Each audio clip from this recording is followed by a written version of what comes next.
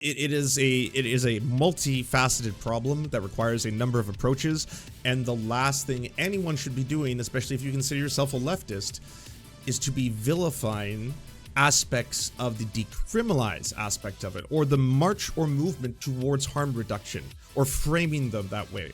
Because, oh yeah, that's such a gift to right-wingers and draconian drug laws. And if you end your segment with, and by the way, I don't want the war on drugs, just so you all know, right? Like at this point, we've got only a couple minutes left for that message to be like, okay, that gives you cover when you want to quote tweet someone like me and be like, oh, Lance is a clown who's dishonest and lost so badly to Tim Pool that he had to make up lies about me. All right, keep on cooking. But yeah, at the end of the day, it's pretty clear what the messaging is. You look at Portugal, you look at what some other form is. Would we tackle this better if we legalized it and regulated it? I know that seems like a crazy notion. Of course. Look, but you look at some of the outcomes in Portugal and you think, well, maybe it's not so crazy. So I think Portugal is a very different country. And in fact, if you look at some of the strategies that have been tried in Portugal, some of them have been tried in certain municipalities in the United States. And what you end up seeing is drug overdose numbers go up, addiction numbers go up. So I think if the Portugal approach could work here, it would have frankly already worked. That was Republican Senator J.D. Vance from Ohio, making the case that while drug decriminalization worked in Portugal, similar models have not worked out so well in the United States. Now look, considering the pretty brutal spikes in overdoses and deaths in America each year, I was ready to at least hear him out. But he actually might be getting something wrong. In fact, we might all be getting something wrong. Okay, let's watch more and I'll explain what I mean. Look, some harm reduction absolutely matters, right? Suboxone, just sort of medically assisted treatment for people who are trying to break clean of this stuff. All that's part of the equation. But I think that if we believe we're going to solve the opioid problem by handing out needles, we're going to make the problem worse. And in fact, we're already seeing evidence that we've done this. So no, I don't think that's the solution. But I do think that we should follow the evidence wherever it ultimately leads here. Legalization is not going to help, but maybe doing medically assisted treatment more and making that more accessible, that's a good solution. Look at J.D. Vance mentioning Suboxone and medical treatments to help people who are suffering with addictions. It's incredible. I mean, can we just address his tone and how much Vance has moderated his messaging since running in the GOP primary for his Senate seat in Ohio? He even seems open to doing more than just, locking people up for drug abuse. And he seems willing to admit that the model worked in Portugal. But as I was researching this story, I was actually shocked to find that tides are turning in Portugal, and their much lauded drug reforms are beginning to show cracks and weaknesses. Okay, so let's go back and refresh our memories of how Portugal reformed their drug laws. Back in 2001. People asking why we're watching this. So I don't know, I didn't play it yesterday, but this entire thing is kind of exploded. I put a screenshot of this. I've watched the majority of the segment. I put a screenshot of this saying that it's just really sad to see where Anna Kasparian is going right now, right? I think I'd put like, it must be nice to not have to hide it anymore in regards to how you're framing this story. Because again, the framing itself is why do you shine a light on certain aspects of whatever you report on or whatever you talk about or whatever you choose, like in my case, to stream about or be an opinion piece about. What I show you, what I talk about, and the way in which I talk about it, right, is obviously going to be with goals in mind, whether or not they are conscious or unconsciously. I'm trying to impart, or I will impart messaging in one way or another, right? If there's 500 people who watch this live and they're all seeing this now and then they're like, oh, okay, well, Lance says that legalization is bad, then that's the message they're going to take from this versus me like framing it or doing a different thing. Why exactly would you want to, like, posit a story where Portugal, which in a lot of ways has become a, in terms of people like myself who advocate for drug legalization, has become one of the models that you turn to show that how horrifyingly bad, and I'm sure, that part is coming up right now, is like, sorry, I have seen this, that part is coming up right now where Anna does acknowledge the things that Portugal did get right, but then you'll see what the framing and what it becomes afterwards. Portugal ended punitive drug policies and instead decriminalized consumption of all drugs for personal use.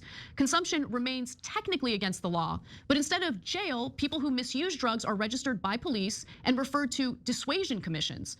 For the most troubled people, authorities can impose sanctions, including fines, and recommend treatment. The decision to attend, though, is voluntary. So the so-called harm reduction model was born. That's what happened in Portugal. And the initial results were absolutely promising. In fact, TYT covered Portugal's success story many, many times. Here's one example from 2012. And back in 2001, Portugal decriminalized all drugs. Now, we talked to you about the Portuguese experiment before, and then it seemed that it was going well with the numbers. Well, a new report is out after 11 years of this experiment. How has it gone so far?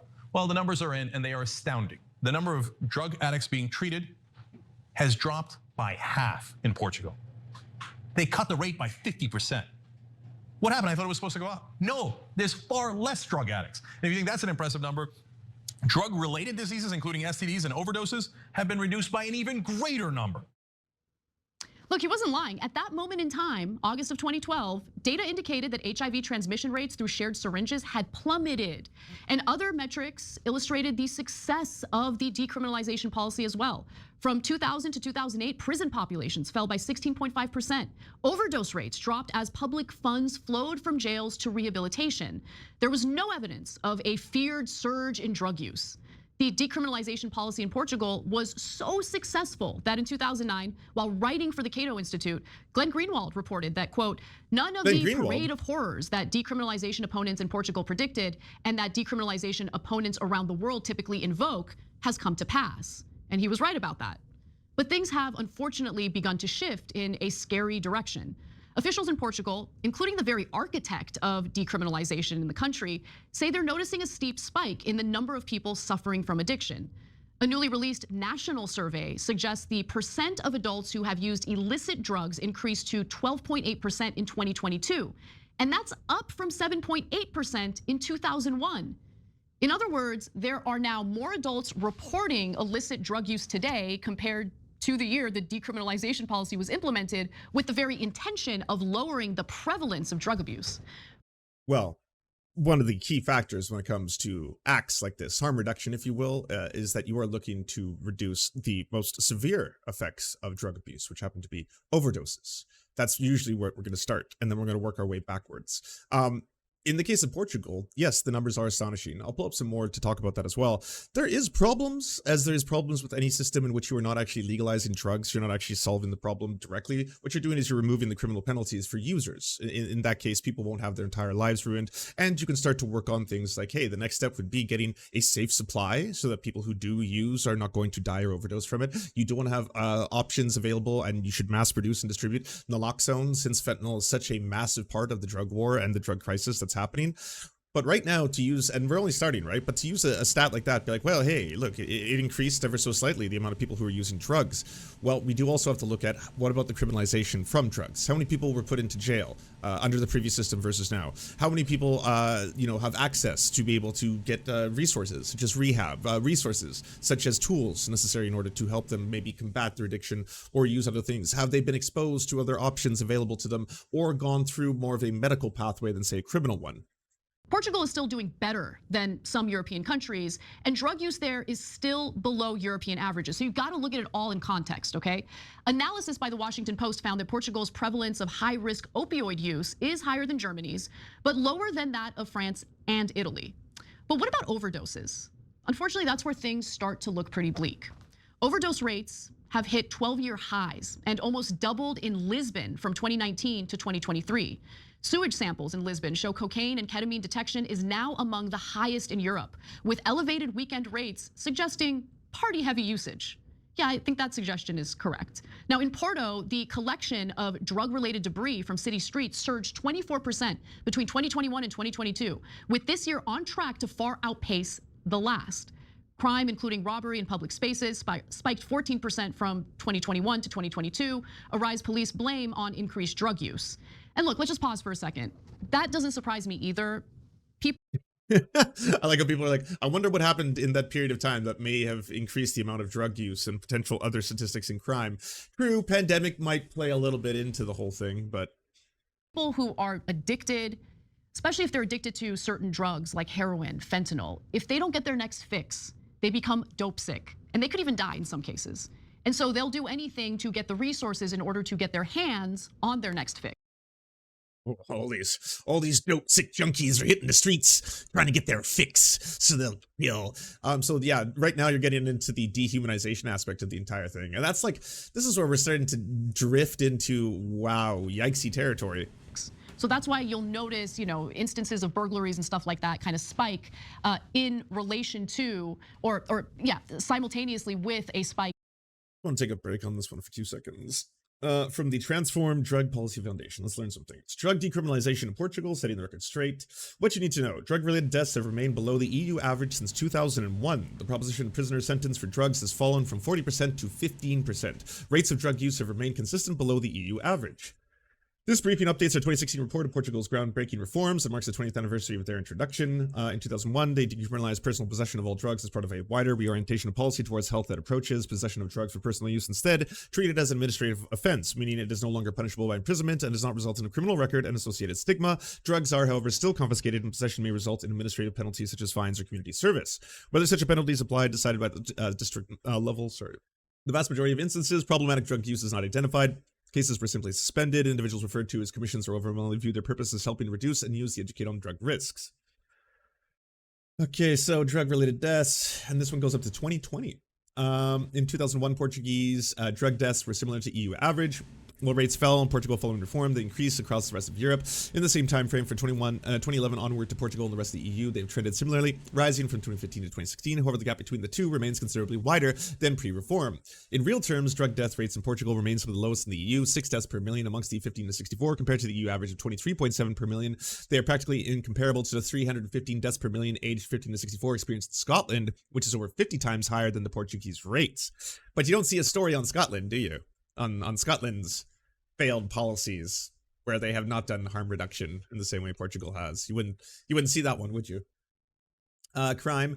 The move away from criminalizing and imprisoning people who use drugs has led to a dramatic change in the profile of the prison population. In 2001, over 40% of the sentenced Portuguese prison population were held for drug offenses, considerably above the European average, and 70% of reported crime associated with drugs. While the European average has gradually risen over the past 20 years, the proportion of people sentenced for drug offenses in the Portuguese prisons have fallen dramatically to 15.7% in 2019, now below the European average. Most of this decline occurred in the first decade following decriminalization. So percentage to 2019, percentage of prisoners sentences for drug offenses obviously is plummeting. Drug use has been consistently below the European average for the past 20 years. This particular is the case amongst younger people. Portugal has the lowest rates of Europe for people aged 15 to 34 of drug use. In the first 5 years of the drug policy reform, the use of illegal drugs rose slightly amongst the general population, fell again in the following years. Use amongst 15 to 24-year-olds fell throughout the decade, and amongst the population younger to 2012 than it was in 2001.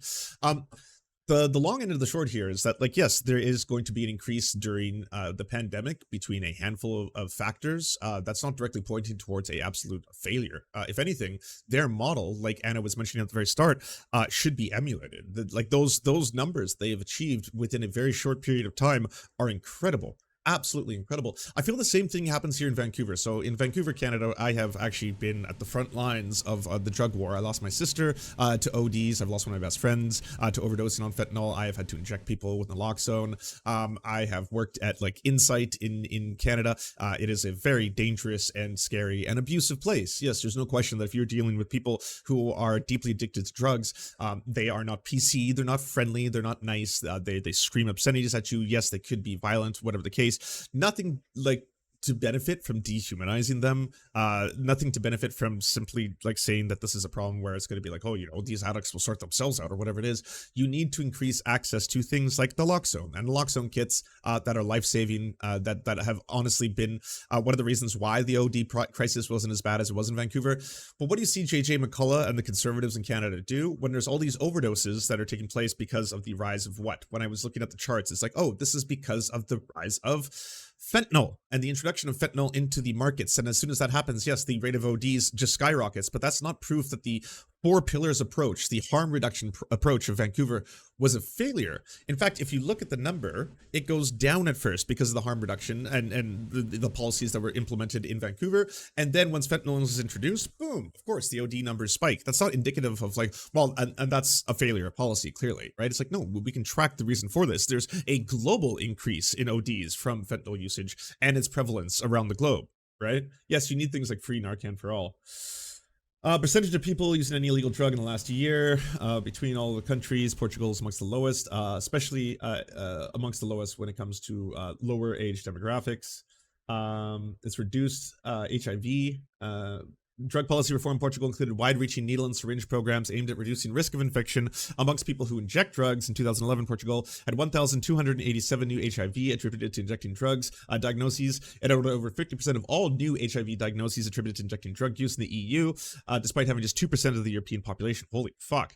In 2019, it only had 16 diagnoses, and it had 1.68% of the EU total. That's like life-saving. That's like massively huge. New HIV diagnosis attributed to injecting drug use as it plummets. Now, yes, granted, the statistics here go up to about 2022. That's when this article came out. And Portugal set a positive example for what could be done when drug policies prioritize health rather than criminalization. At the turn of the century, Portugal was facing a crisis, including high levels of HIV infection amongst people who use drugs. Many impacts of reform were felt immediately. New HIV infections, drug deaths, and the prison population all fell sharply within the first decade. The second decade saw slower improvement in key measures. But again, if those policies are enacted, and you see it go like this, and then because of COVID, you see a bump like that, not back to where it was, but just like blurb. That's not indicative that all of a sudden, out of nowhere, those policies are a failure. And we should frame this entire thing as those policies are a failure. And it's really disingenuous what Anna's doing and what she's done post coming after me on Twitter for this, because she's like, oh, you know, lying Lance who like lost so badly in a debate against Tim Pool. So weird, by the way. Why are you bringing up Tim Pool? You weren't there. I mean, if Tim Pool brought that up now, I would be like, yo, buddy, that was 2 months ago. Are you still bringing that up? As in, like, I'm somehow sore about this? And to be honest, come at me for the things that you know that I've like fucked up and I feel bad about, or I've apologized for, or you can tell I'm like, oh yeah, that was a pretty rough thing that just happened on the internet. Tim Pool, I'm very proud of that, not only appearance, the amount of people afterwards who were sharing all of those, like, you know, left-handed charts and meta studies on this shit, and like being like, oh my god, I hadn't seen that before, and like people emailing me and being like, this is so incredible, blah blah blah. Like honestly, my heart swole post the Tim Pool debate, especially watching like so many people cover it, you know, honestly and stuff like that. It's not one of the things that I'm like deep down, I'm like, I'm pretty hurt about that. But even if I was, you weren't there. Like, what? You weren't there, Anna. Like, if everyone's like, what are you talking about? She came after me. Hold on. Let me open it. I'll show you all the back and forth. And things have really ramped up, by the way. People always say that, like, oh yes, you know, the leftists who throw names. I've never name called Anna. I've never used a mean name to describe her. I think the closest I've come is calling her and Jenks Take the young TERFs. I think that was the closest I got to doing the name calling, but here it is. This was last night. Listen, I get a dishonest and untalented clown like Lance needs to distract from this embarrassing debate with Tim Pool. So he's going to post a screenshot of a story I covered and mischaracterize what I said. Here's the full video.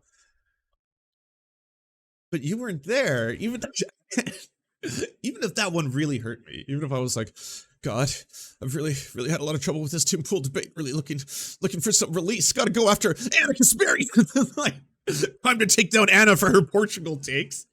Yeah, that wasn't my train of thought. Did you coach Tim Pool?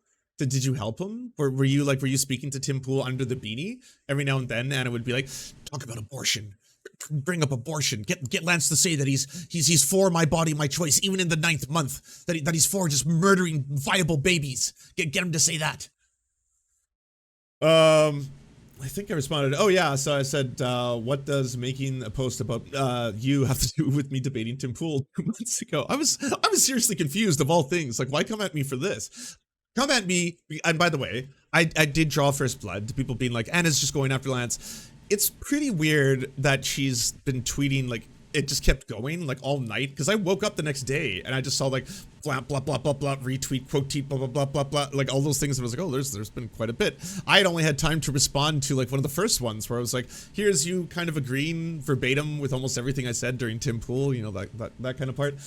This, I felt like cooking tonight, Lance. You hungry? Yes! For whatever this is, sure, I'm curious.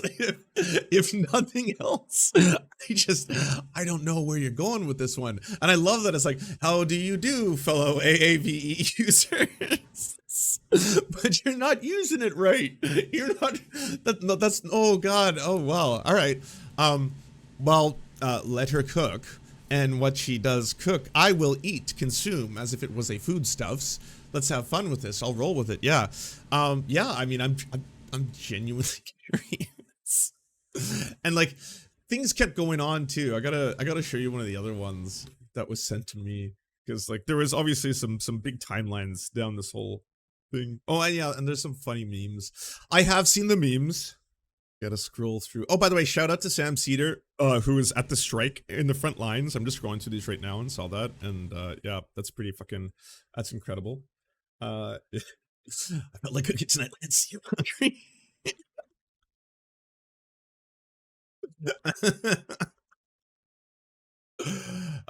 And I am most certainly ravenous because I'm so curious where this is gonna go. This went down like a dialogue tree. I gotta show you one of the other dialogue trees that happened. So people like obviously going back. For someone who's afraid to talk to black people, you sure feel comfortable using AAVE. What makes you think she's scared of talking to black people? She said she was. I would like to see a clip of that. Do you have one on hand? It was her on Adam and Sitch appearance, which is on YouTube. It's also covered by various leftist content creators, including this one. When she says it, do you really think she's saying, I am scared of black people, like because they are black? Or could she mean that she's scared of talking about black issues? Doesn't matter. It's problematic regardless, and I no longer give her the benefit of the doubt. By the way, you would think that this was just going off in the background without, you know, Anna's participation, but she was reading this and like jumps in. Yeah, I do think so. If you were a supporter of a minority group, I shouldn't be scared of saying something that you disagree with and get canceled for it. Do you think that's an unfair thought to have? When you're coming from a genuine place and trying to be an ally and aren't being racist, minorities don't just cancel you. And if they could, by the way, wouldn't they have done that? Wouldn't Benny have already canceled, like, both Jank and Anna? If trans people had the ability to just do that, to be like, oh, yes, you've been canceled now. Yep, you broke the rules. You not only had one, you had four transphobic takes in a row. A couple of them were gender critical. One was definitely super turfy, and supporting Jesse Singal is a massive yikes. You have infracted. Yes, you have done the bad thing. You will now be punished. We're going to remove you from common discourse. Yes, so everyone cancel Anna. Anna will be canceled. Or did you have the show the next day, right? If Olayemi had the ability to cancel Anna, if Olayemi could do that, because Olayemi was like, just, I would say, unfairly who Anna went after at the start of all this, way back when she was just dropping into random DMs on a Sunday night out of nowhere, cooking, you know, as Anna is one to do, just cooking up a storm of metaphorical ideas for one to eat. I think that's what they are trying to say there, right? Anyways, Anna says here, I don't think you're experiencing the current climate we're living in. And then there's an article to Newsweek. DEI college director fired for not being the right kind of black person. And one of those stories where I was like, wait, what is going on? And when you look the story up, it's almost exclusively in right-wing circles that are talking about this one. Like, Google it. Go Google it right now. See what the first like 5 or 6 things are on the first page. It's all like Fox News, fucking post-millennial, all that kind of shit. And you're just like, what's going on? Why are we getting these angles and stories and framing specifically now from a leftist voice or space? Something's going on here, and especially weird for you to post that when you're getting called out in real time for that really weird comment where you're like, you know, sometimes I'm, you know, nervous to what I'm going to say when I'm around people of color and stuff like that. And it's like, well, that's kind of a self-report, I feel. I mean, that's kind of on you, because like I don't feel that. I'm not sitting there like, they're gonna cancel me if I say the thing I really want to say it. Oh God, well, they're looking at me now. Well, they probably know I want to say it, don't they? But I'm not going to. Or red eye. I should have a right to, though. This is awkward. Oh, this is stressful. It's like, so do you want to get a soda or something? Oh God, was that a code for something? Am I going to say something racist if I say no? Is liking clear soda racist? What if I'll get a Diet Coke? What was that racist? I don't know. Diet Coke? But the liquid is brown, so maybe it's not racist. It's so hard. So many rules. It's hard to keep up with all this shit. Like, genuinely, like, I mean, I'm sorry, I don't experience this. I don't, it could be, I do have a privilege in that a lot of my friends happen to be multiracial. I do have like a bit of a UN convention, as it were, of a social circle and friend group of people I love all around me. And I'm never sitting there being like, oh man, if I step out of line, could get canceled at any moment, you know? Well, we'll see. Stuff out there, you know? Stuff out there to be white. Or white passing. So anyways, that's where a lot of this went on, and then obviously she started talking about the birthing people and then the whole, like, Lance, why are you giving into Tim Pool's bizarre framing? To which I say, why are you giving into Tim Pool's bizarre framing at the end of all of this? In, you know, drug overdoses and drug use. Anyway, not only does the Washington Post provide broad statistics on how the liberal drug policy has fared in recent years, they also detail tragic stories of individuals struggling with addiction, leading any non-sociopathic person to feel quite a bit of despair. So take the story of one of the state-funded so-called squat houses on the south side of Porto as an example. The objective is to provide addicts a private place to use outside of public view. But there are unintended consequences, as it enables some to hide their drug addiction from family members who might be able to stage an intervention and help their loved ones get clean. Inside, a 47-year-old man struggled to mix ashy heroin with fragments of crystal crack, crushing both into a souped up. Like, see, and now at this point, this is utterly disgusting, because now you're basically trying to use this, and you're basically reframing this in such a way that people should feel bad for, again, if there's NGOs or nonprofits who take advantage of these situations, which of course there is, of course there's going to be, of course, if the government suddenly has to outsource a bunch of stuff, they're not all going to be great and really looking with harm reduction in their first, frame of mind outside of perhaps how much can we get in government funding and grants. The same problem exists here in Vancouver, by the way. We have both volunteer clinics, like Insight, for example, where the nurses who work there suffer so much abuse and still volunteer to be there because they know their jobs save lives every single fucking night. Like, I've seen people literally ODing in real time in that place because we have a crisis. We have an absolute crisis here.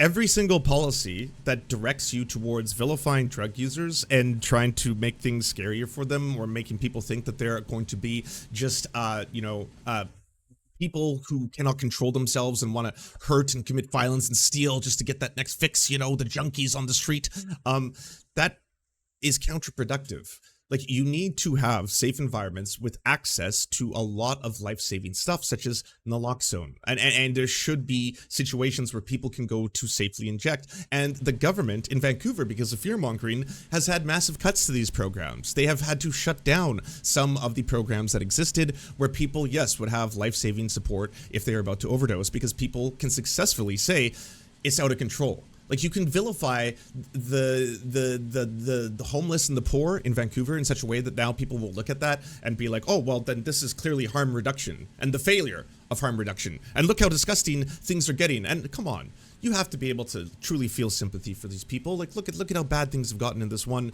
in this one anecdote. Speedball. Observed by a nurse, he took the needle and jabbed it into a vein in his neck. The veins on his hands have dried up, the nurse said, matter-of-factly. I can't use it home, said another person at the center. It causes too much trouble, so I make the drive an hour and a half here. And look, I also don't begrudge some who feel these policies do little to compel people who are addicted to drugs to get clean, because fact of the matter is that's really not what these government-funded organizations are interested in doing, and they're clear about that. In the tourist quarter, in the shadow of Porto's fortress-like cathedral, a social worker with a government-funded nonprofit handed out clean syringe packages to people who use heroin. When crack pipes are available, the social workers give them out. There's no judgment, few questions, and no pressure to embrace change. Now, summing up that philosophy, a woman named Louisa Neves, who's the president of one of these nonprofits, said, quote, oh yeah, thank you for reminding me about this. I wanted to bring this up and I totally spaced when it first was released a year ago. A BC research project gave homeless people $7,500 each. The results were beautifully surprising. The results of a BC research project that gave thousands of dollars to homeless people are, and according to one researcher, could challenge stereotypes about people living on the margins. The New Leaf Project is a joint study started in 2018 by the Foundation for Social Change, a Vancouver-based charitable organization, and the University of British Columbia. After giving homeless Lower Mainland residents cash payments of $7,500, researchers checked on them over a year to see how they were faring. All 115 participants, ranging in ages between 19 and 64, had been homeless for at least 6 months and were struggling with serious substance use or mental health issues. Of those, 50 people were chosen at random to be given cash, while the others formed a control group that did not receive any money. I had no expectations and really high hopes, said Claire Williams, CEO of the foundation. What researchers found after 12 months, she said, it was beautifully surprising. Not only did those who received the money spend fewer days homeless than those in the control group, they had also moved into stable housing after an average of 3 months compared to those in the control group, who took an average of 5 months. Those who received the money also managed it well over the course of a year. We saw people retain $1,000 for 12 months, which is remarkable at the Lower Mainland. On average, CAS recipients spent 52% of their money on food and rent, 15% on other items such as medication and bills, and 60% on clothes and transportation. Almost 70% of the people who received payments were food secure after 1 month. In comparison, spending on alcohol, cigarettes, and drugs went down by average 39%. Ooh, that one's not going to play well in the propaganda crowd. Because it never does, right? When you look at the reality of what actually helps these scenarios, when it's like, hey, it turns out doing the humane thing is the one that gets the best results. Housing first, access to healthcare, treating this as a health crisis. Those have the best possible outcomes and results. What about treating them humanely? What about actually giving them money? Things like that. This one would be considered radically Marxist, right? Communism, hardcore communism. Quiet 185, thank you very much. I'm a former addict and a pretty hardcore one. I do agree that a person will have to want to get clean, and usually that follows several horrible events in their lives to create our bottom. And that's the other thing, is that this idea where you can suddenly be like, well, if you can see how horrible this government decrim program is, as Anna is now framing this, right? Because of all these private health clinics where they're apparently supposed to be able to use in privacy, but look how terrible it is. People have to use terrible, disgusting drugs, and there's no like veins left in their arms because of all the drug abuse, and they're not at home where they could get an intervention by their family. And it's like, but that's not what's going to produce, again, the outcomes that any of us want. If you want less people to die, less people to be homeless or living out on the streets, less people to OD, less people to be hardcore users, then that strategy does not get that result. So if we go down that road, you won't achieve the results that you're pretending that you want on behalf of these people, right? Should read the 7th comment down on the video, the one by Black Phoenix. It's good. In the comment section of this, I usually don't put them on because they're usually going to have like a lot of bad language. It challenges stereotypes we have in the West about how to help people living on the margins. Ray, whose last name Project Researchers did not release for private reasons, was living in an emergency shelter before receiving money from the New Leaf Project. He said the money helped him get housing and take a computer class he needed to work toward his goal of becoming a frontline worker for people with substance addictions. And this is the shit that right-wingers always talk about, that they pretend they want, right? It's like, I just wish they would become contributing members of society. Why don't they pick themselves up? It's disgusting what they've done to themselves. Look at this vermin on the street, all of them choosing this life of addiction, you know, selling their bodies because they simply love the pleasure of it or something. And it's like, I don't know if that's true, if the majority of people living on the street really want that. I just, as someone who has spoken to those people, because I've had family members who happen to be those people. And before you say, well, Lance, why didn't you opt? Yes, of course. That's after they've ran away from the house so many times because it's a dry house or whatever the case might be, or kicked out of family houses because, you know, a relative of mine whose aunt no longer wants to participate in watching her son die, doesn't want her son to be around her anymore. Yes, I've had to deal with that firsthand to try and help family members and friends who go through that shit. It sucks. It's brutal. Being right next door, like this close to hardcore addiction, like seeing it directly in the eyes, like it does show you the reality of the situation, that it sucks. It does consume people. It takes everything away from them in terms of like, that's all they think about. Those parts are 100% true. But it doesn't work to do what we've always done. We know that because since the drug war was started, and since mass incarceration became a key component, and since the both expansion of the DEA globally into fucking the rest of the world, we are seeing worse and worse and worse outcomes and results, and the increase in more and more and more power driven into hands of both government, private corporations, private fucking entities who benefit from this, the prison industrial complex, which stands to make so much more money as long as there are more human beings in cages. And yes, the people that you claim that you hate, violent gangs get a lot of power from all this. Of course, that's why they sell the drugs. The drugs are profitable. That's why you would put them, and they're very profitable because they're illegal. That's what's giving them all this power. These illegal drugs are dramatically more expensive. Like before weed was legalized, weed is a flower, all right? The buds that you smoke, they're the flowers of the plant. It can be grown for the same cost as hydroponic tomatoes. Hydroponic tomatoes can be grown for about $3 a pound. So technically, you could be growing, with the energy and consumption and time necessary, $3 a pound for marijuana. At the height of the drug war, before we legalized it in Canada, a pound of marijuana could range anywhere from $2,000 to $5,000 for the cost of a pound. What's a pound of tomatoes cost? So why is one, which by volume, it's just growing a plant, again, you can do it identically to the same way you grow tomatoes, why is it that much more money? Because of the war on drugs. That's what's causing that. That's what's making that incredibly high expense to a flower. And the fact that it's there's a prohibition on it.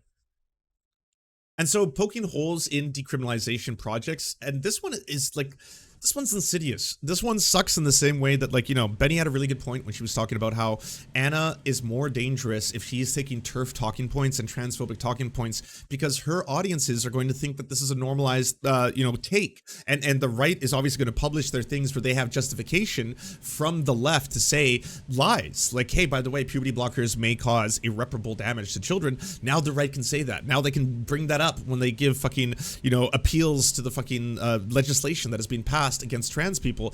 There's a very big danger in this coming from a otherwise progressive space. And in this case, you are taking elements of the privatization, by the way. This is the privatization of industry, the industry itself being, in this case, helping people, giving them clean centers to use drugs, and the problems that might be therein, which of course there is. You can have a conversation about that, but that doesn't mean this. It's so disingenuous to put this when the statistics, when you look at the numbers on this, holy fuck, it has been nothing short of a miracle. Look at the numbers since 2001. You can't look at the plummeting. We just put all the data up on screen. You can't look at everything plummeting. Deaths and spreading of HIV, overdose deaths, criminalization, people spending long time in jail, all of them fucking bottoming out, and then suddenly there's a small little blip like this because of COVID-19 did affect a lot of different factors in that, and say that it's backfired. The totality of the idea is wrong, instead of, no, the idea is good, here's the things that are wrong with it and we should fix them. This again will only serve people who want to criminalize drugs and who want to continue reinforcing the criminalization of drugs, which results in mass death. And you can't take that mass death and then try and use it for points. Then try and flip it around and be like, well, listen to this tragic story. Here's a sad 47-year-old addict who has to put poison into his body and he's hiding it from his family. And he only has the ability to do that because of drug decriminalization. That's what's happening here. And like, whoa, that's fucked up. That's so fucked up. You have to respect the user. If they want to use, it is their right. Now, I think safe injection sites are important, incredibly important, in preventing the spread of deadly diseases. But how these sites are operating— and stopping people from dying. Like that's like the ODs. It's one of the big reasons why you have access to someone there who's going to be a nurse or a physician who can prevent you from overdosing should that happen. That's one of the key elements of a safe injection site. It's not just because it's going to spread less Hep C and less AIDS, HIV or stuff like that. Matters a lot, and we'll get to what I mean by that in just a moment. And while I want to reiterate that these policies were passed with the absolute best intentions, the unintended consequences are hard to ignore in recent years, but they can be fixed. Now, over the last 18 months, a drug encampment in Porto sprung up below a school. More homes have been burgled. One neighbor said she found a person naked from the waist down, shooting up outside her house gate. Residents have launched US-style neighborhood watches and hired private security guards, something exceedingly rare in Europe. Police deployed in force to the area 3 months ago to crack down on dealers who can be and are being arrested. Patrol cars are now stationed in the neighborhood 24 hours a day, scattering people using drugs. And the mayor of Porto recounts a contradiction spurred by the policy that sounds honestly all too familiar to those living in coastal cities in Western United States. These days in Portugal, it is forbidden to smoke tobacco outside of school or a hospital. They're trying to destroy the pride flag on Reddit. We need to save it. What are you talking about? You'll have to be more specific. It is forbidden Reddit's a large to advertise place. Ice cream and sugar candies. And yet it is allowed for people to be there injecting drugs. We've normalized it. By the way, the mayor of Porto does not want to reverse— It's the place thing. Oh, Places is back? I have mixed feelings about Place, you know? Because I just don't have the same power. Actually, my stream is much more powerful than it used to be. Maybe we could carve ourselves out a little corner somewhere. But they're trying to take down the pride flag. All right. I'll derail this for 2 seconds because this is a mission. I haven't even seen it this year. Oh, I love this. Okay, so if you don't know, everyone, and this only comes back once a year. This is a game that people kind of play online, streamers especially. You have the ability, I think, every 30 seconds to put 1 pixel color on this place. Everyone in the world does. So if you go right now to to reddit.com/r/place, you have the ability every whatever time to put 1 pixel. So people like Hassan, who have 20,000, 50,000 live streamers watching him, can create things instantaneously, right? Without other people destroying them. Like this is Destiny right here. Once again, DGG is going to be like probably taking this corner of it, and everyone starts taking their own. Oh, I love this. So last time they never let Canada have the Canadian flag, and I hope that continues. Canada's not a real place. This is good. Keep this going up. Where is the pride flag that's getting destroyed though? Because obviously the baddies of the internet try to put like N-words and other stuff all over this place. Once like XQC joins, he can take any corner of it he wants. Because again, it's not fair. It's people with huge streams have powers that people who don't have huge streams do not to manipulate what's happening in real time. Why is everyone bullying Canada? Because it's funny. Yeah, it's because it's funny. Why is everyone doing anything? I don't even know what all this is. You know, I have no idea. I don't know what the fuck that is. It seems to be everywhere. There's not a lot of Among Us creatures. They used to be hiding in quite a few spots. Reddit sucks. They're replacing mods who are protesting. Oh, wow. Bottom right-ish. I can do my part. Give me a second here. Place. Wait, I need to choose a color. We did it.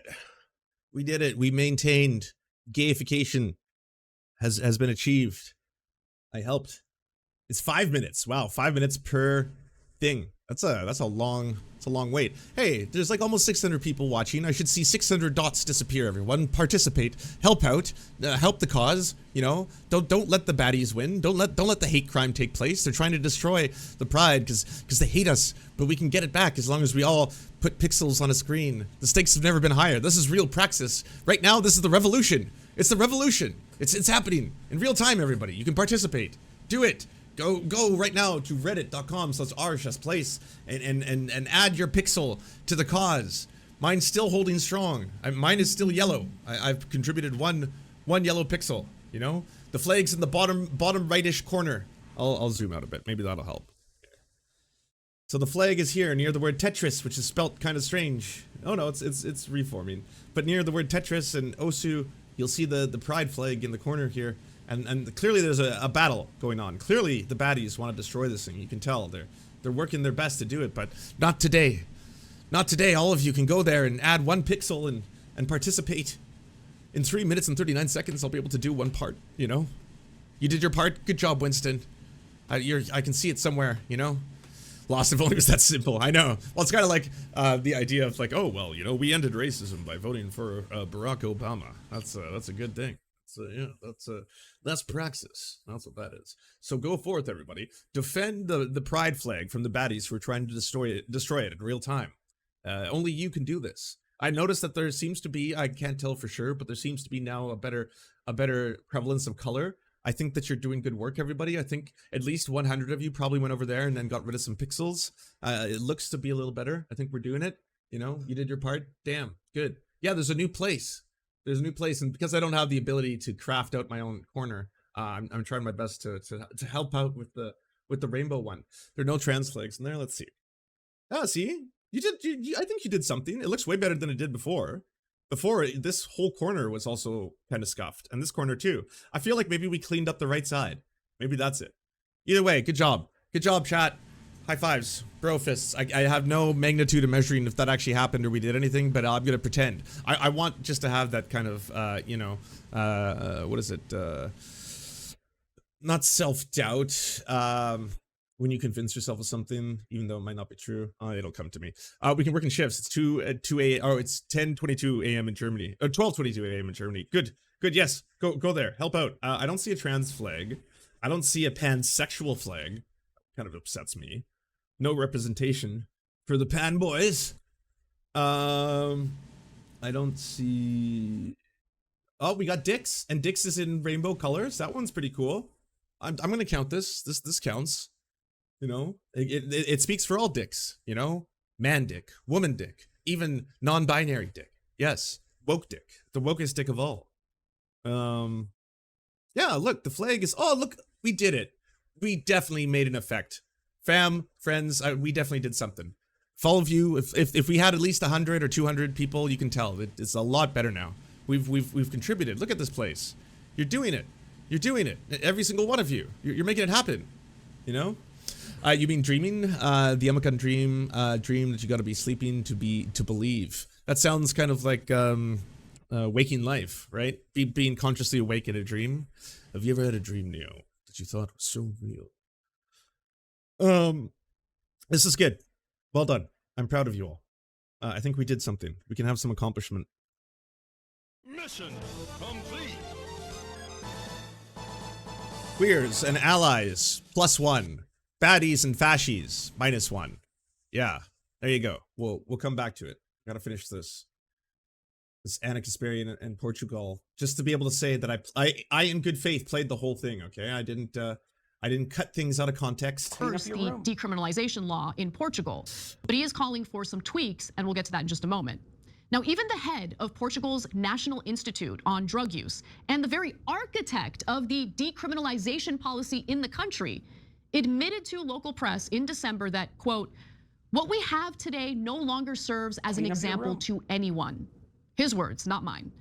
But he's not ready to fully reverse the policy, and I'd agree with him. Instead, he wants to make improvements, and there are two things that stand out to me while looking at this story closely.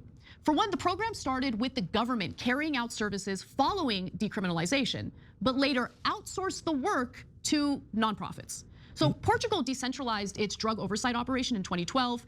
A funding drop from 82.7 million to 17.4 million forced Portugal's main institution to outsource work previously done by the state to nonprofit groups, including the street teams that engage with people who use drugs. That's little Portugal. The cut in funding quite clearly had a terrible impact and weakened Portugal's successful program.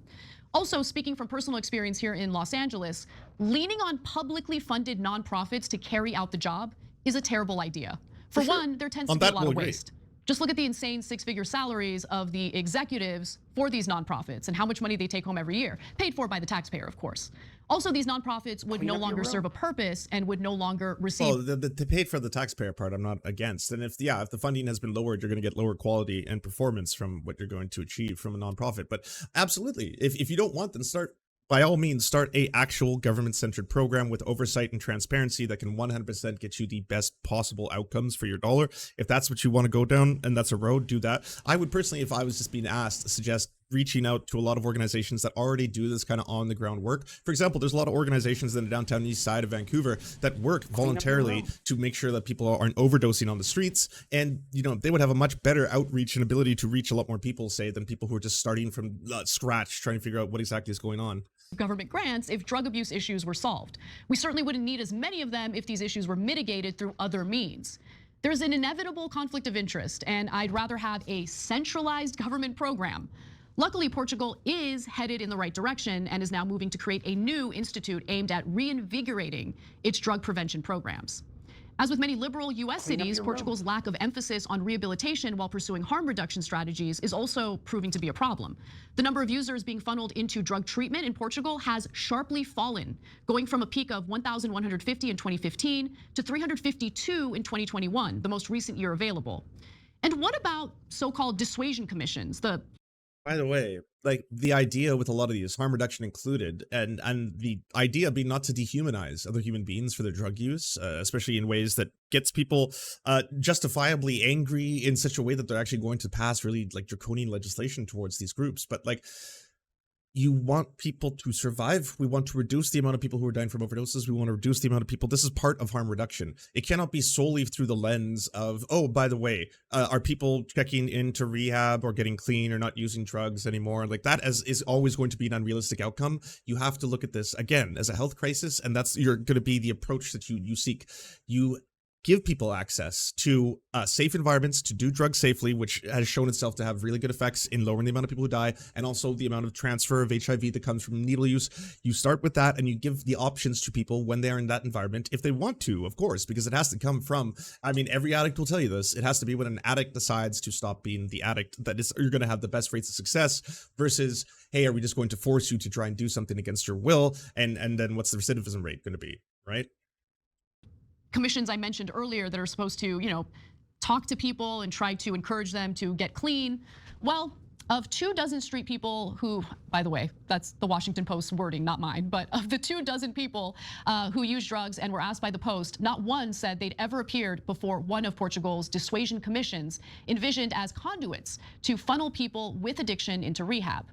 Now look, identifying the flaws, the current flaws in Portugal's decriminalization model is critical if we want to avoid circling back to destructive war on drug policies. Some of the earliest adopters of liberal drug policies, unfortunately, have now begun reversing course. Consider lawmakers. Then why would you frame this whole thing like this? Like from the start to the finish? like, okay, that's one of the reasons why I think a lot of this is disingenuous too, is because like when you get that response from Anna, for example, as in like, this is disingenuous framing. I actually brought up a lot of the things that people don't talk about. I brought up the lowered rates and some successful results, but we have to be serious about this and look at how some aspects of this, including the humane project of having these clinics where people can use drugs safely. I mean, are they going home? Are they lying to their families, not getting interventions or rehab? Like it's with purpose. I hate this kind of sneaky shit that a lot of people have been doing online, where they're trying to basically convey or pass a very clear narrative, and then in service of that, use elements of their videos to be like, well, hey, come on, your critique is unfair because look at this. I also say that, hey, decriminalization has its good parts, and there's good parts that we should emulate, and there's things that you'd agree with me on. And of course, there's things that I'd agree with you on in this segment. There's parts of the segment that I'm like, yes, it's good. But I would never either write, craft, or frame something related to the discussion. And again, a discussion that is a very hot topic that people on the right, even if you're doing this like, I'm a centrist and I want to appeal broadly to all kinds of political ideologies, so I want right-wingers to be on board with me, fine. If you frame it like this, they're going to continue looking for policies that reinforce the war on drugs. Like that's what this kind of framing leads to. As long as the entire thing is from a, either why aren't aspects of this punitive enough, or are we really being safe because people who are addicts are going to be, violent criminals? Why wouldn't anyone admit that? In Amsterdam, and how they decided to institute a ban on smoking pot in public places. I mean, honestly, that reversal seems a bit overboard, but it's also worth noting Norway's decision to implement a Portugal-like plan to decriminalize drugs. Well, that fell apart in 2021. And cities across the US have implemented. Why? Have you mentioned why Amsterdam suddenly had to reverse course on a handful of these things? How there are very large conservative movements as well, and political ideologies in the entire fraction of different political groups that they have in both of those. Like, these are usually ideologically driven. It's not simply that like, well, the policies themselves are an abject failure. So, hey, we should look towards why they're deciding not to do this. I mean, come on, every fucking person at this point understands why the prohibition on marijuana is on its surface absurd. I am hoping we've come far enough that we can all sit back, especially if we're on progressive and leftist circles, and recognize that, and then ask ourselves, why did places like Amsterdam, that was having a very progressive policy towards sex work, a very progressive policy towards decriminalizing sex work and having sex work unions, which they do have in the red strip, and also treating drugs differently by allowing marijuana to not only be sold in stores, but at the same time they can focus on harder drugs instead. Like that's again, the framing of all this is so important. Implemented in their minds Portugal's model because of how successful it was in the beginning. And to be fair, I'd be shocked if municipal lawmakers were aware of the latest data and how it demonstrates otherwise. In fact, numbers coming out of states like Oregon make it pretty clear that they are unaware of some of these issues and flaws. In Oregon, where the policy took effect in early 2021, openly citing Portugal as a model, attempts to funnel people with addiction from jail to rehabilitation have had a rough start. Police have shown little interest in handing out toothless citations for drug use. Grants for treatment have lagged, I would really emphasize that part, and extremely few people are seeking voluntary rehabilitation. Meanwhile, overdoses this year in Portland, the state's largest city, have surged 46%. And if you zoom out and look at the United States overall, the numbers are stunning and incredibly tragic. So in the United States alone, overdose deaths fueled by opioids and deadly synthetic fentanyl topped 100,000 people in both 2021 and 2022. And that's double what it was in 2015. Look, people are dying, and we need to find a way to reverse this trend. We desperately need to find a way to save lives without going back to overly punitive policies. Let's just pause for a second. I want to reiterate that. I do not want to go back to war on drugs. Like, why do you have to say that? Is that not a tell too? Why does it get to a point? Hey, I just want to be clear, by the way, I'm not here to support us going in the opposite direction. I think those were draconian laws that were, not getting the outcomes we want either. What we need to do is have a more sensible, centrist approach to this and really see what can we do in terms of bridging the gap between us and law enforcement. Overly punitive policies, they did not work. They were not good. I do think that we can save this model, but we need to make some tweaks.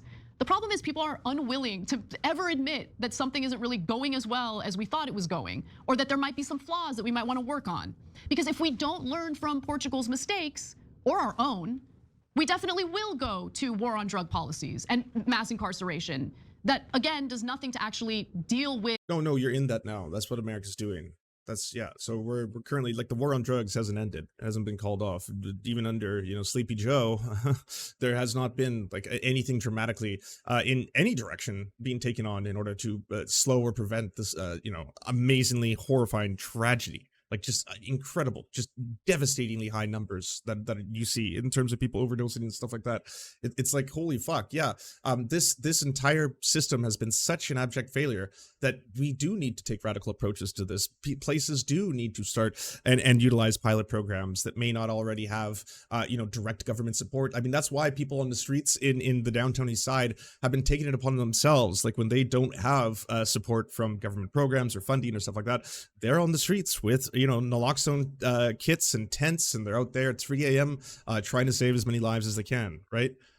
If why these individuals. Portugal did make a mistake. They defunded their programs. That's the other part of this too, right? Like, the whole thing is like, what parts of decriminalization backfired? And I want to be really careful in how I frame this, just so you all know I'm not for the war on drugs, but come on, something happens. Like, look at the numbers. They're out of control right now, right? And is that to do with these policies, or maybe it's these NGOs? And it's like, well, in large part, their funding was heavily cut, as well as their economy has taken a very sharp nosedive. Like, that also speaks to a lot of increases, of course, in aspects of poverty.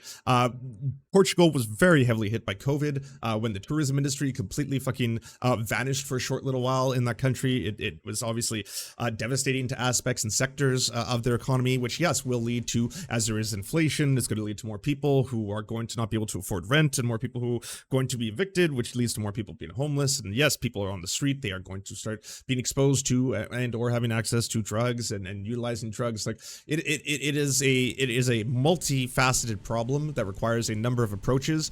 And the last thing anyone should be doing, especially if you consider yourself a leftist, is to be vilifying aspects of the decriminalize aspect of it, or the march or movement towards harm reduction, or framing them that way.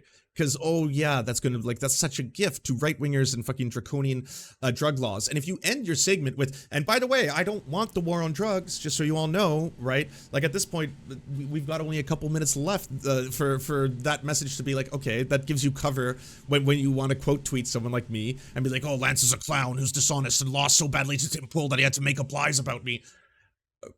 All right, keep on cooking. But yeah, at the end of the day, it's pretty clear what the messaging is. Have drug addiction issues in the first place. I stand by my tweet. It's not going to do anything to actually help them get rehabilitated. Now, Portugal also commits far more of its resources to social spending programs. So for anyone who might think that, well, maybe the problem in Portugal is the same problem we have here in the United States. Root causes, everyone, root causes. It's because of poverty. Not quite. The OECD defines this as expenditures targeted at low-income households, the elderly, disabled, sick, unemployed, or young persons. Now, Portugal not only dedicates a higher— Wow, you're really getting ahead of that, eh? Right away. Hey, before you think that apparently helping people out, having stronger social safety nets, social democracy, or just robust systems that help out people who may not be able to help themselves are good, let's just look at the real numbers here. Percentage of its GDP to social welfare spending compared to the United States, and that's, again, according to OECD data. It also has a much better healthcare system. While it definitely isn't perfect, all residents in Portugal have access to healthcare. So they have universal healthcare provided by the National Health Service, which is funded mainly through taxes. They still have co-payments, and healthcare delivery is based on both public and private providers. So while it's not a single payer model, they do have universal healthcare in Portugal, yet they're still having the same problems we're experiencing with drug addiction here in the United States. So sometimes the issues that we're seeing need more than, Well, okay, first off, we're experiencing problems with drug addiction and overdoses globally. And yes, it's going to be different based on different countries' policies. There's no question about that. You were just talking about how the numbers are outstanding in terms of like the negative impact that it's having right now, just like jaw-droppingly horrifying, the numbers coming out of the United States. And I would completely agree with the fact that, yes, it is really, really frightening to see how bad the overdose crisis is getting. In large part, again, you can track moments and parts of this to the prevalence of fentanyl, and you know, under capitalism, if you have something like a drug war that's going to benefit people at the top who are trying to make as much money as possible, there are going to be people who, of course, if you have a drug that's like, this is 80 times more potent than heroin, but it's synthetic, we can buy it on bulk, and so just by volume, if you get a whole bunch of it, you'll be able to mix just a teeny little bit of it in with other stuff, and it'll have similar or comparable effects to a lot of other drugs, depending on what you mix it with. So get out there, don't use too much, because of course, I'm not saying that you should go off and kill people, but at the end of the day, I don't care. I'm just like the person who moves it from here to there, and it gets stomped on again, it gets stomped on again, it gets stomped on again. More social programs. I think Portugal's model is promising. It shows that it worked. They made some changes beginning in 2012, and those changes were not positive ones. They did not have a. So this entire story should have just been, hey, defunding Portugal's programs was a bad thing. Like that should have been the fucking, you know, the thing at the bottom. It should be like, hey, everybody, I got a story for you about the decriminalization thing in Portugal. Not that it's backfired, that it's a bad idea to defund parts of it, because people do need access to a bunch of different forms of medical care. And surprise, surprise, like in many other places, Canada included, the vilification of drug users leads to people, when they're deciding what are some of the things that we need to cut from the budget, what are some programs, well, we give X amount of dollars every year to this, like, you know, addiction and overdose program. Well, I'm sorry, but those addicts are addicts, and they kind of chose this life, so let's slash that. Let's have a lot less money and care for that, and find other places where we can cut the budget, because we are going through a lot of, you know, economic problems right now. Positive impact, but that's okay. Clearly they're reversing course, and I'm excited to see how the numbers change now that they're going back to a centralized government model that, you know, takes care of the services associated with their drug policies instead of kind of outsourcing them to these nonprofits. But the point that I'm trying to make here is sometimes you have to adapt to the situation changing, and clearly the situation changed in Portugal. And if we're going to point to Portugal as a success story, if we're going to implement Portugal's policies in US cities and use Portugal as an inspiration, we just got to make sure that we implement it correctly. Because my fear is, if we don't, if the policies fail, the pendulum will swing in the opposite direction, and we need to prevent that from happening. You're moving it that way. Oh man, is this just going to be what comes every single time we see Anna segments now? Is it just going to be like, I'm going to frame this in such a way that I tell you an aspect of what I think this leftist or progressive policy is doing very wrong, and frame it in such a way that it looks as if the totality of that thing is a failure, unless we specifically acknowledge our faults and we acknowledge the things that we're doing wrong, such as you are demanding too much if you ask for trans women to participate in cis women's sports leagues. That's too far. It's not a winning topic. It doesn't win us elections. We can't even advocate for that. You're pushing it too far if you're starting to say that puberty blockers are safe for trans kids to use. We don't have all the evidence yet. That one's not fully in, so we have to be honest, and this is how we're gonna win. Like, framing it constantly over and over and over. It's like, and I'm sorry, but like, you know, if you don't do the thing, then obviously we're all gonna fall apart here. Thanks for watching The Young Turks. Really appreciate. Man, this sucks. It's just shitty. It sucks and is shitty. There's a lot of great articles and a lot of people who have studied a lot of what's been taking place in Portugal. By the way, I completely agree with the fact that, like, if anything, they should see the results that have come since 2001 and the effects that they've had, and the incredible things that they pulled off as a model for the rest of the world to emulate, yes, specific aspects of it. But in large part, if systems or parts of it are starting to fall apart for two reasons: one, that you're outsourcing to NGOs, and two, you're underfunding that outsourcing, that's the story.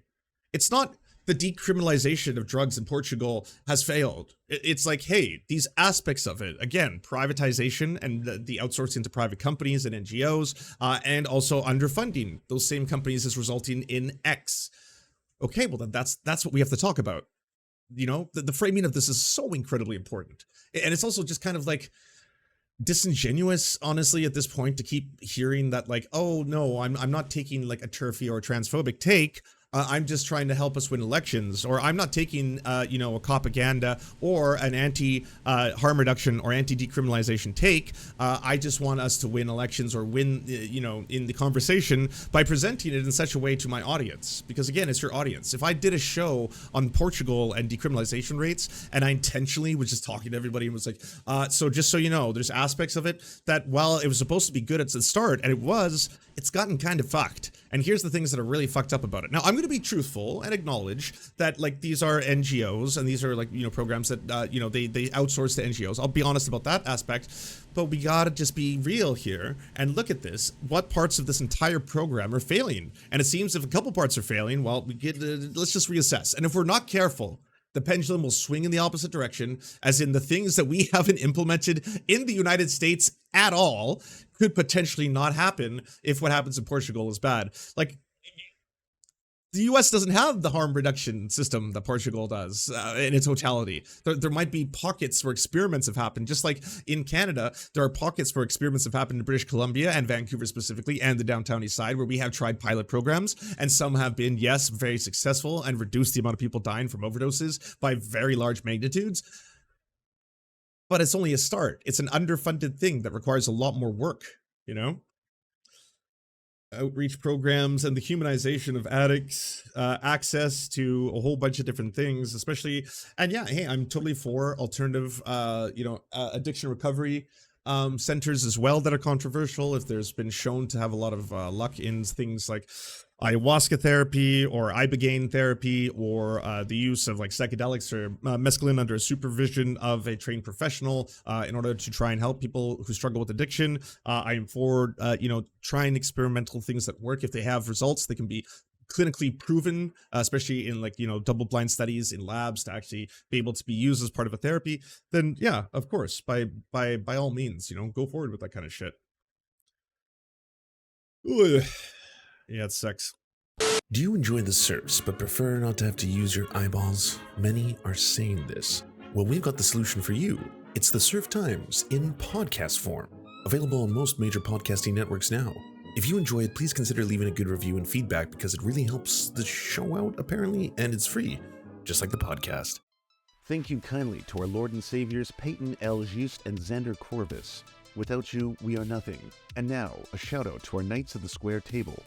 Amazing Flesh, Anna Loves Riley, Adrian McCarthy, DM Rivera, Doug Cady, Everything Important, Hegbard Celine, Izzy Solidarity, La Media Panza, Matthew Scarborough, Multimondi, Nettle, Omni, Peanut Butter Blonde, Political Papi, Quiet 185, Rachel K, Riley and Anna, Roller Dragon, Kubi, Cernicus, Spinach Monster, Stellar Vision, Sebastian Dimmel, Thomas, Trevbot EXE, Lucidry, Words Greenwood, Cheryl Alvarez, Tony Perkins, Thomas, O'Pecker, Travis McClinton, and Victoria Bell. Thank you so much. And a huge shout out to all the other people who make this entire show possible. Without you, it would not exist. If you can support us, please go to patreon.com/theserfs, and even $1 can help unlock all of the little goodies and help make this show entirely possible.